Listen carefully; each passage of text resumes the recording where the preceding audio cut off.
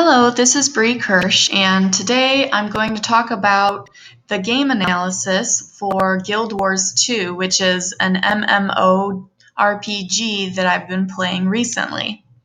So I wanted to share with you a little bit about some of the learning theory characteristics, the motivational characteristics, as well as the game content and some of the domains of learning present in Guild Wars 2. So to get started, I wanted to show you some of the gameplay while I discuss the game. So that's what this video is, of me playing the game with my character, Ali Luna, who is a level 7 ranger. So to talk a little bit about the learning theory characteristics, first I wanted to mention the social learning theory by Robert Bandura, involving a person learning through observing others in a social situation. And in the game, I can learn how to complete a quest by watching what other players do. So this is one example of social learning theory at work in Guild Wars 2. Also, B.F. Skinner's operant conditioning, involving reinforcement being provided for behavior, is also present in the game. Reinforcement is provided on a variable ratio, since it is unpredictable if I will receive loot after killing a bad guy in the game or not. The game also provides reinforcement with a fixed ratio, since I receive loot every time I complete a quest. Distributed practice, which is discussed by Ausubel and Yosef, is the effort of learning a game over multiple shorter sessions, and this improves retention of the content. Within Guild Wars 2, the game has many areas to explore and quests to complete, providing opportunities for distributed practice through repetition of quests or similar quests in new areas. Scaffolding is also present, which is built on the idea of Vygotsky's zone of proximal development and the concept that learners need a lot of guidance at the beginning, but as they become more familiar with the content, they need less guidance for problem solving. Scaffolding allows for this by controlling task elements to let the learner understand the basics before moving on to more complex tasks. In the game, this involves introductory quests and gaining an understanding of how movement works and how to attack bad guys.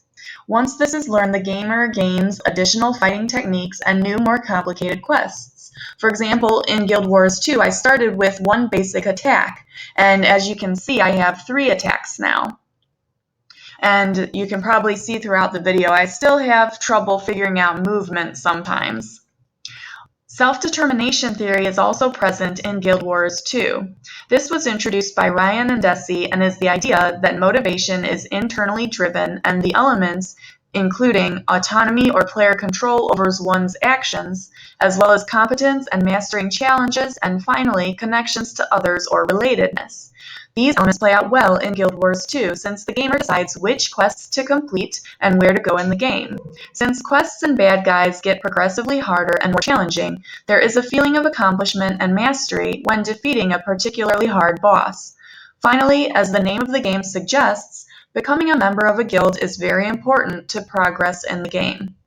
Episodic memory is the inclusion of schema, which was discussed in psychology by Piaget, for learners to quickly recall information related to a particular context. In the game, this includes things like using symbols for different aspects of the game, such as a heart to represent quests, or colors to represent good guys, green, and bad guys, red, as well as neutral characters, blue. Some of the motivational characteristics involving flow by Mihai Csikszentmihalyi is the idea of being fully immersed in an activity, which involves full concentration and continual engagement. And there are 8 components discussed by Csikszentmihalyi, such as achievable task, concentration, clear goals, feedback, effortless involvement, control over actions, concern for self disappears, as well as loss of sense of time. These are all components that make flow possible. In Guild Wars 2, this happens for me when I am completing a challenging quest. I lose track of time, and all of a sudden 30 minutes have passed when I planned to play for 10 minutes or so. Also, John Keller's ARC theory, with 4 factors for motivating learners, which include attention, including conflict, surprise, or a problem to solve, relevance of material to be learned, confidence that success can be achieved by providing clear expectations, and satisfaction that the learning has value.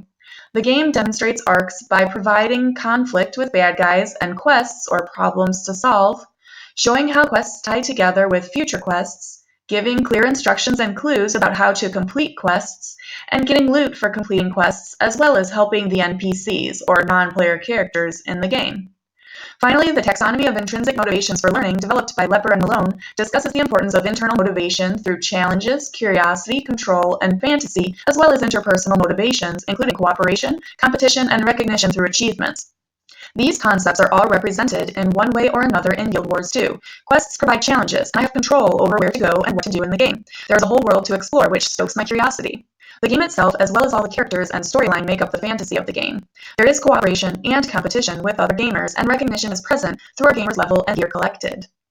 In terms of the game content, Reeves, Malone, and O'Driscoll discuss the higher-order skills present in games, such as those necessary to become effective leaders, which are definitely represented in Guild Wars 2. 3 skills that they discuss are quick decision-making, risk-taking, and leadership skills. These are all present in MMORPGs like Guild Wars 2. For example, people take risks when exploring a new area of the map, since they don't know what they will encounter, and this leads to quick decisions when they encounter a bad guy or a difficult challenge.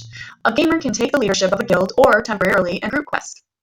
Karl Kapp discusses thinking the unthinkable, which involves problem-solving in a fantastical world and situation. This is present in Guild Wars 2, since it is a fantasy world with completely fictional races, creatures, locations, and stories. This helps make Guild Wars 2 entertaining, and also helps the gamer think about unimaginable situations.